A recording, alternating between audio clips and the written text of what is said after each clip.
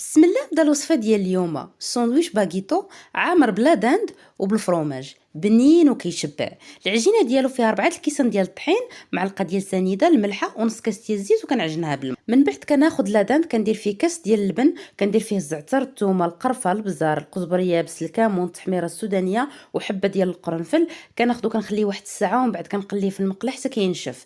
كنحيدو وكناخذ لاصوص مرافقه، كناخذ المايونيز مع السودانيه والبصله والمعدنوس، وكناخذ العجينه كنطلقها من بعد واحد الساعه ديال المكانه. فاش ارتاحت كندير الفرomاج، كندير لا داند ومن الفوق كندير ديك لاصوص وعاوتاني الفرomاج. هنا استعملت الموتزاريلا ومن بعد كنطويها بهذا الشكل هذا.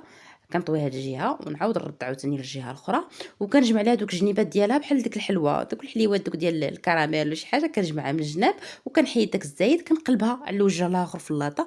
كندهنها بالزيت وكندهنهم بالزيت وكندير لهم الفرomاج وكنحطهم في الفران سخون بحال نطيب بيتزا. وبصحه والراحه.